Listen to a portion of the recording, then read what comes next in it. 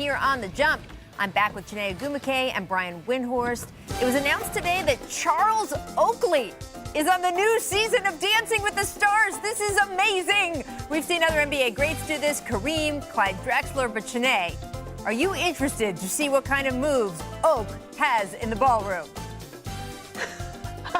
Yo, I love this, and particularly I love this for producer Steve, who's a Knicks fan, because if you're a Knicks fan and you need some love, this is your chance to really challenge yourself to win a championship, but in a different arena. So this is great for Oak. And I also heard that Carol Baskins is in there, so it's going to be really interesting to see what wins. I, for one, am not saying anything bad about Charles Oakley doing anything. Producer Steve, Janae would like you to know that he has given up being a Knicks fan forever, but we'll talk about that more later. Let's talk about Brandon Ingram, named the NBA's most improved player this week. This is his fourth season. Ingram averaging almost 24 points per game, received 42 first-place votes. Bam Adebayo was a very close second, 38 first-place votes. Brian, you're a voter. Who did you vote for, and how hard was the decision? Yeah, I voted for Brandon Ingram, and I know that there are several people who are upset with the way this vote went. I, like a lot of voters, don't really consider first or second year players in this because it's natural for them to improve. I know that's a controversial opinion, but I thought Brandon Ingram earned this award, and he's going to earn a max contract when the offseason comes. What about you, Janae? Who would you have voted for? I love this for B.I. I love this for B.I. just because he went from 18 to 24 points per game.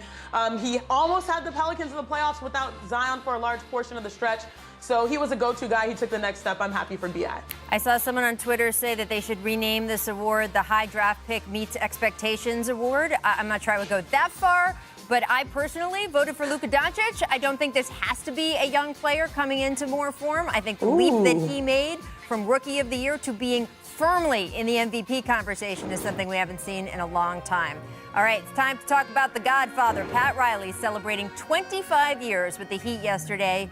Miami has won all 3 of their titles during Riles' time there. It's incredible when you consider he already had 5 championships, 4 as a coach, 1 as a player, before even getting to Miami.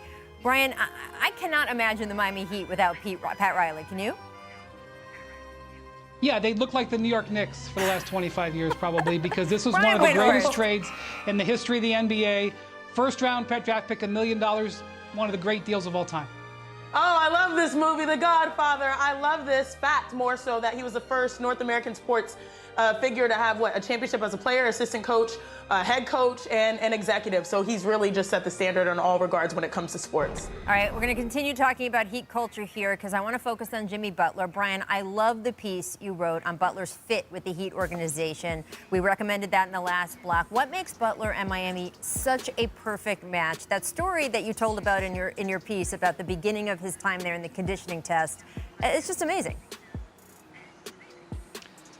I don't think Pat Riley has ever been more in love with a player this fast than he has with Jimmy Butler, at least in Miami. Obviously, he's got some guys over the years like Tim Hardaway, Alonzo Mourning, Dwayne Wade, Udonis Haslem, but they have never fallen so hard as they have for Jimmy Butler because he embodies what they want in a Heat player. Other organizations see Jimmy Butler as bringing baggage to certain situations because of how he is. The Heat see that as an asset. They love everything about him.